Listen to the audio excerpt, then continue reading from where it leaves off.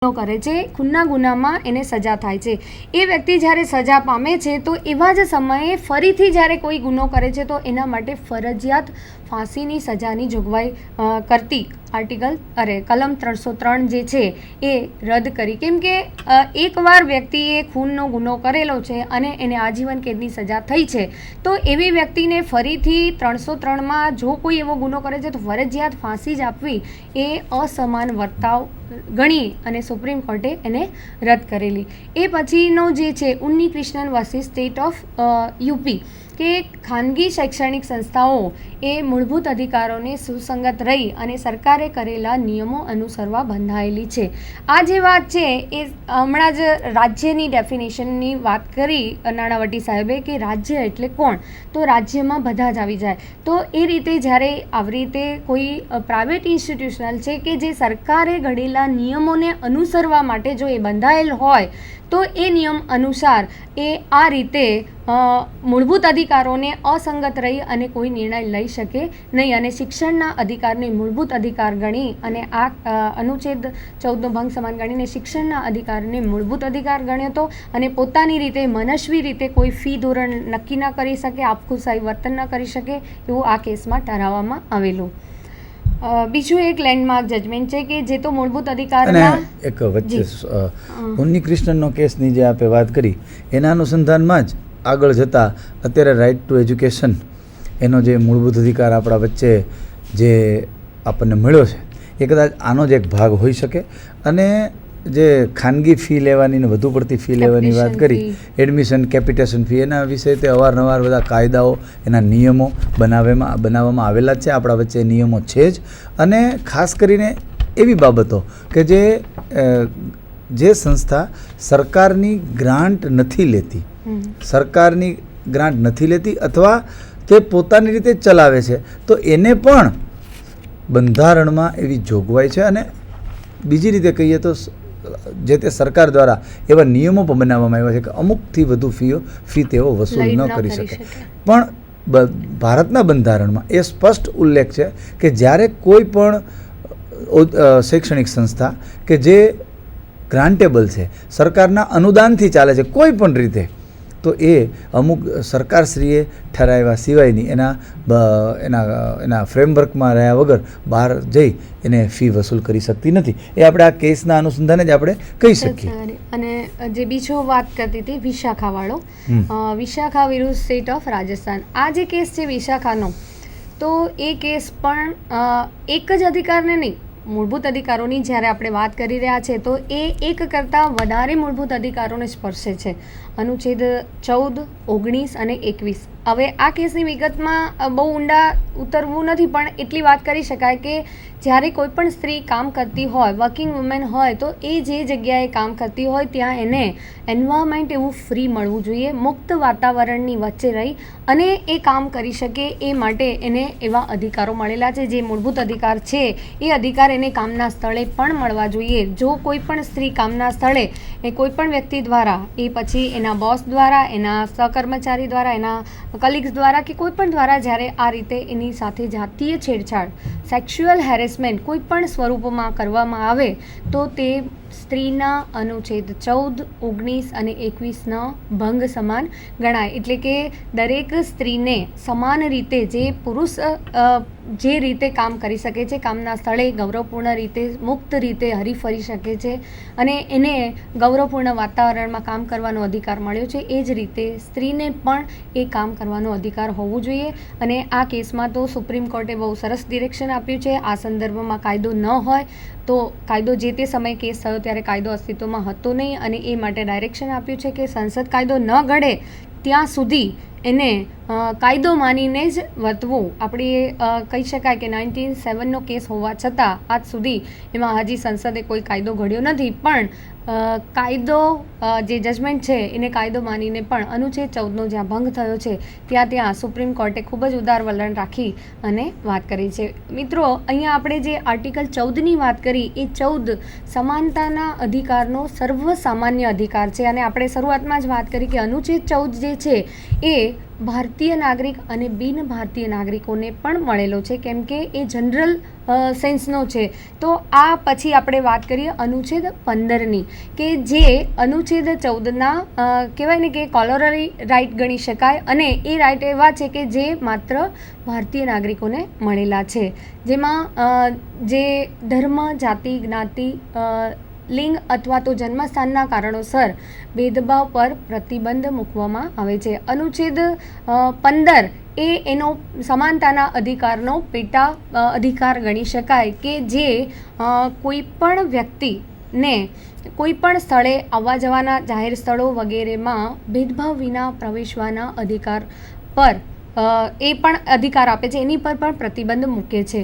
એ પછી જે વાત છે કે સ્ત્રીઓ અને બાળકો માટે ખાસ જોગવાઈ કરતી જે બાબત છે એ પણ અનુચ્છેદ 15(3) છે. મિત્રો, સમાનતાના અધિકારની આપણે વાત કરી, સાથે સાથે આપણે એમાં વ્યાજબી વર્ગીકરણની પણ વાત કરી. તો અહીંયા આપણે જઈ રહ્યા છીએ ત્યારે એવું ક્યાંક એવું લાગે કે એવું નથી લાગતું કે સ્ત્રીઓ અને બાળકો માટે ખાસ જોગવાઈ કરી. તો આપણે જે રિઝનેબલ ક્લાસિફિકેશનની વાત કરેલી હતી, તો રિઝનેબલ ક્લાસિફિકેશનના અંતર્ગત કેટલાક વર્ગો એવા છે કે જ્યાં એને એવી જરૂરિયાત છે, તો એ માટે પણ મૂળભૂત અધિકારમાં જોગવાઈ છે. તો સ્ત્રીઓ અને બાળકો માટે ખાસ જોગવાઈની રાજ્યને ફરજ પાડવામાં આવી છે. આ મૂળભૂત અધિકાર રાજ્યની સામે મળેલો છે, અને આ અધિકાર અંતર્ગત સ્ત્રીઓ અને બાળકો માટે જેટલા પણ કાયદાઓ ઘડાયા છે એ તમામ કાયદાઓ એ અનુચ્છેદ 15(3)ની દેન છે.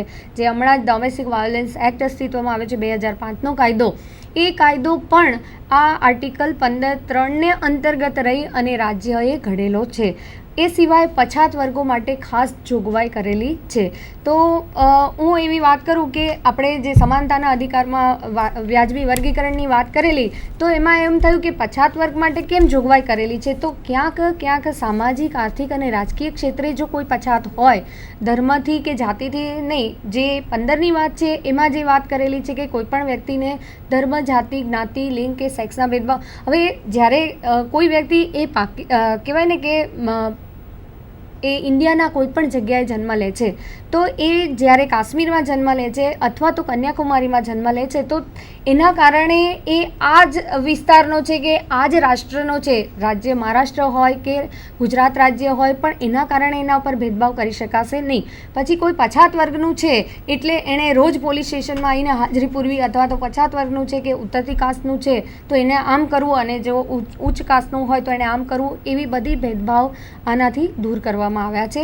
એટલે આર્ટિકલ 15 એ 14નો સબસ્ટન્સ રાઇટ્સ છે, અને જે માત્ર ભારતીય નાગરિકનું. 16ની જે વાત કરી આપણે, અનુચ્છેદ 16ની, તો એમાં જાહેર રોજગારીની બાબતોમાં તકની સમાનતાની વાત કરેલી છે.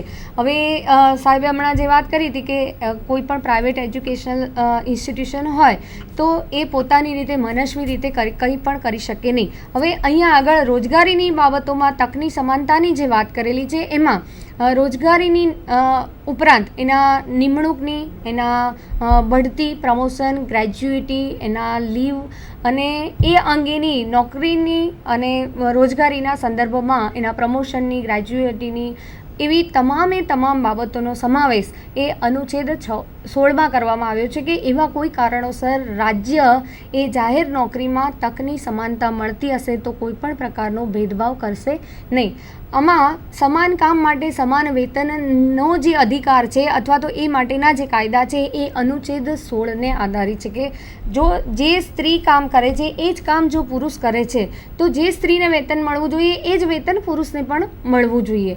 માંડલ કમિશનનો કેસ એ આમાં એક અગત્યનો લેન્ડમાર્ક જજમેન્ટ કહી શકાય, કે પછાત વર્ગને ખાસ રાહત આપી શકાય નહીં. એમાં સામાજિક અને શૈક્ષણિક પછાતની વાત કરી છે. આર્થિક પછાતને બહુ ધ્યાનમાં લેવામાં આવતું નથી, અથવા તો જ્યારે કોઈ પણ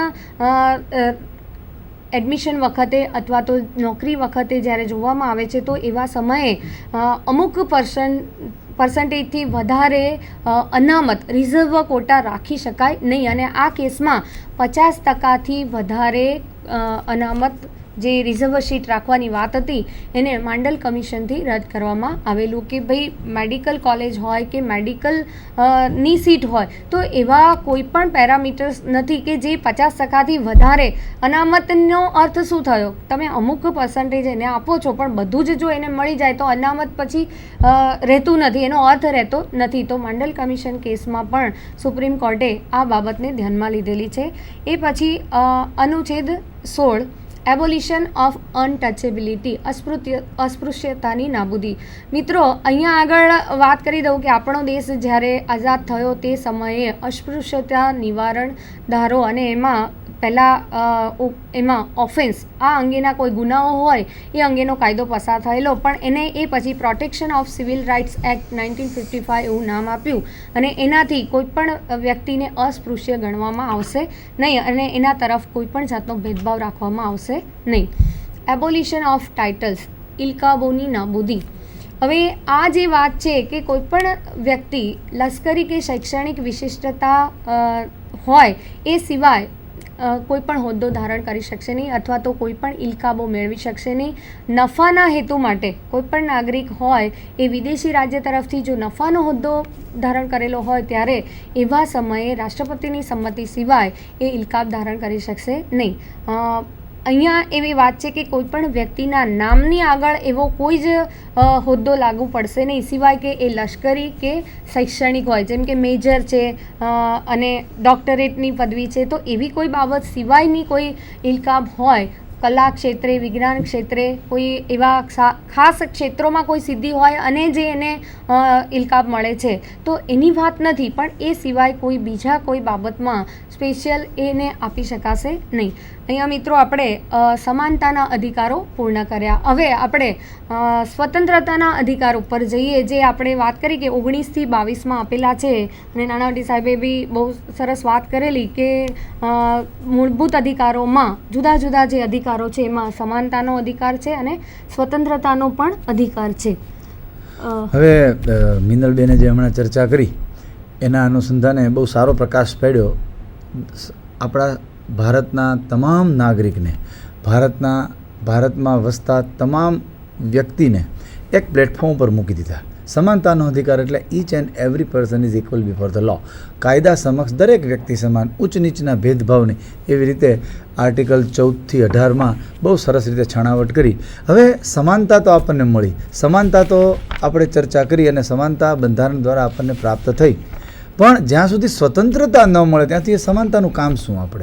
આપણને એવો પ્રશ્ન સહેજે થાય કે જ્યાં સુધી આપણને કોઈ બાબતની સ્વતંત્રતા નથી મળતી, જ્યાં સુધી કોઈ બાબતને આપણને પોતાની ઈચ્છા પ્રમાણે કાર્ય કરવાની જો સંમતિ નથી મળતી, ત્યાં સુધી આપણે એ સમાનતાનો સિદ્ધાંત મૂળભૂત અધિકાર હોવા છતાં આપણે એનો બહુ ઉપયોગ નહીં કરી શકીએ. તો આપણા બંધારણમાં ખૂબ મહત્ત્વનો કહી શકાય, ખૂબ અગત્યનો કહી શકાય અને લોકશાહી, કોઈ પણ દેશની લોકશાહી માટે ખૂબ મહત્ત્વનો અને અગત્યનો કહી શકાય તેવો જો એ મૂળભૂત અધિકાર હોય તો તે સ્વતંત્રતાનો અધિકાર છે. સ્વતંત્રતા એટલે શું? સ્વતંત્રતા એટલે આપણે જેને ગુલામી ભોગવી છે એને સ્વતંત્રતાનો ખ્યાલ આવી શકે. હવે આપણે સ્વતંત્રતાની ચર્ચા કરવા આપણે જો અહીંયા ઉપસ્થિત છીએ ત્યારે મિત્રો, સ્વતંત્રતાથી આપણે એક વસ્તુ સમજી શકીએ કે અલગ અલગ રીતે આપણને બંધારણમાં સ્વતંત્રતાનો ખ્યાલનો ઉદ્દેશ સ્પષ્ટ કરવામાં આવેલો છે. ભારતના બંધારણમાં જે સ્વતંત્રતાના મૂળભૂત અધિકારની ચર્ચા જે કરવામાં આવી છે, આપણને આપવામાં આવેલો છે, એ મૂળભૂત રીતે અમેરિકન બંધારણની દેન છે. અમેરિકામાં કોઈ પણ વ્યક્તિને, કોઈ પણ ત્યાં અમેરિકામાં વસતી કોઈ પણ વ્યક્તિને આ પ્રકારનો અધિકાર મુક્તપણે મળે છે. એટલે એ બંધારણમાંથી આપણા બંધારણમાં એ અધિકાર ઇન્સર્ટ કરી એને લાવી અને આપણને બધાને બક્ષવામાં આવ્યો છે. હવે મૂળભૂત અધિકારો જે સ્વતંત્રતાના છે, સ્વતંત્રતાનો મૂળભૂત અધિકાર આર્ટિકલ 19માં જે બંધારણમાં ચર્ચા કરવામાં આવેલો છે. હવે એ અધિકાર બીજી રીતે જોવામાં આવે તો આપણને એની કંઈ બહુ મહત્ત્વતા અત્યારે સામાન્ય રીતે વાંચતા ન દેખાય, પણ આપણે જો અન્ય દેશો તરફ નજર કરીએ, જે ચાઇના છે, પોલેન્ડ છે, કે જ્યાં લોકશાહીને નામે બિલકુલ કોઈ તત્વ હાજર જ નથી, એવા દેશોમાં સ્વતંત્રતાનો અધિકાર શું એ ત્યાંના નાગરિકોને પૂછીએ તો વધુ ખ્યાલ હોય. કેમ કે આપણા દેશમાં આપણને આ સ્વતંત્રતાનો અધિકાર જે મળેલો છે એનું આપણને આટલી બધી કિંમત નથી જેટલી એ લોકોને છે. ચીનમાં કે ઇવન જે સામ્યવાદ ધરાવતા દેશમાં, સામ્યવાદી વિચારસરણી ધરાવતા દેશોમાં આ મુશ્કેલી છે. કોઈને પણ પોતાની રજૂઆત કરવાની સ્વતંત્રતા નથી. કાયદા સમક્ષ બધા સમાન છે પણ સ્વતંત્રતા નથી. ત્યાં પોતાની રજૂઆત નથી કરી શકતા, શાંતિથી ભેગા નથી થઈ શકતા. જે કંઈ આપણને મૂળભૂત અધિકારો બંધારણમાં જણાવવામાં આવ્યા છે સ્વતંત્રતાના મૂળભૂત અધિકારના પેટા મુદ્દાઓમાં, એ કોઈ એ દેશોમાં મળતા નથી. તો આજે આપણે જોઈએ કે આપણા દેશમાં જે ભારતીય બંધારણમાં 6 જેટલા સ્વતંત્રતાના અધિકારનો ઉલ્લેખ કરવામાં આવેલો છે. એમાં સૌથી અગત્યનો જો હોય, સૌથી મહત્ત્વનો હોય ને લોકશાહી વરેલા દેશને માટે જો સૌથી જે ઇમ્પોર્ટન્ટમાં ઇમ્પોર્ટન્ટ જે વાત કરીએ આપણે તો એ વાણી અને અભિવ્યક્તિ. કોઈ પણ વ્યક્તિ જ્યારે કોઈ વાણી અને અભિવ્યક્તિ જો કોઈના દબાવમાં આવીને કરે, સ્વતંત્રતાથી ન કરી શકે, તો એ લોકશાહીને વરેલો દેશ ન કહેવાય. તો એને સામ્યવાદ અથવા તો એને આપણે ડિક્ટેટરશીપ કહી શકીએ. કોઈ પણ વ્યક્તિ મુક્તમણે પોતાના વિચારો વ્યક્ત કરી શકે. આપણા દેશમાં એ છે એટલે આપણને એની બહુ કિંમત નથી. પણ આપણે જોઈએ તો મનમોહન સિંહ વિશે, માનનીય વડાપ્રધાન વિશે અથવા તો આપણા માનનીય મુખ્યમંત્રી વિશે પણ એમ કહી શકે કે એની કાર્યશૈલી બરાબર નથી, એની કાર્ય પદ્ધતિ બરાબર નથી, એવો જાહેરમાં આપણે કહી શકીએ છીએ. એ આ અધિકારના ભાગરૂપે છે. બાકી જો એ આપણા દેશમાં જો અધિકાર ન હોત તો એ આપણે કહી શક્યા ન હોત. અને જો માનો કે કદાચ એવું કહી શક્યા અથવા તો જાહેરમાં ભૂલથી પણ બોલાઈ જાય તો પછી આપણે જેલના સળિયા ગળવાનો વારો આવે, આપણી ઉપર કેસ થાય, આપણે કોઈ નિર્ણય નહીં લઈ શકીએ. અને બીજી વાત તો એ કે આપણી કોઈ પણ કારણ બતાવ્યા વગર આપણને પોલીસ આપણી ઉપર કેસ કરી શકે, ધરપકડ કરી શકે. શા માટે? કે આ અધિકાર નથી. પણ આપણા દેશમાં બંધારણમાં મૂળભૂત અધિકાર તરીકે આપવામાં આવ્યો છે. એટલે ભારતના દરેક નાગરિકને મહત્ત્વની વાત એ છે, હમણાં જ મિનળબેને વાત કરી કે આ અમુક અધિકારો એવા છે કે જે અધિકારો ભારતમાં વસનાર તમામ વ્યક્તિઓને મળે છે. કે ફોરેનથી કોઈ આવ્યા હોય, બીજા દેશમાંથી કોઈ આપણા અતિથિ થયા હોય, મહેમાન બન્યા હોય, એને અધિકારો મળે. પણ આ અધિકાર એવો છે, આર્ટિકલ 19ની નીચે જે આપવામાં આવેલા અધિકારો એવા છે કે ફક્ત ને ફક્ત ભારતના નાગરિકોને જ પ્રાપ્ત થાય. બીજી કોઈ વ્યક્તિઓને બહારથી બીજા દેશમાંથી આપણા દેશમાં કોઈ વસવાટ કરવા આવે, કોઈ પણ રીતે આવે તો એને આ અધિકારો પ્રાપ્ત થતા નથી. એટલે આપણા નાગરિક માટે, ભારતમાં વસતા નાગરિકો માટે અને ભારતની સિટીઝનશીપ ધરાવતી તમામ વ્યક્તિઓને આ અધિકારો મળે છે. તો સૌથી પહેલો આપણે જે ચર્ચા કરીએ છીએ વાણી અને અભિવ્યક્તિ, તો વાણી અને અભિવ્યક્તિ બંને જુદા નથી, બંને એક જ છે. વાણી એટલે મુખેથી બોલાતા શબ્દો અને અભિવ્યક્તિ મુખેથી પણ થઈ શકે, લેખિત પણ થઈ શકે. અને એવું નથી કે કોઈ ન્યૂઝપેપર્સમાં કે કોઈ ડિબેટમાં કે કોઈ ચર્ચામાં કે ટીવી ટોક દરમિયાન જ વિચારો વ્યક્ત થાય. નાટકો દ્વારા, સંવાદો દ્વારા, ગમે તે રીતે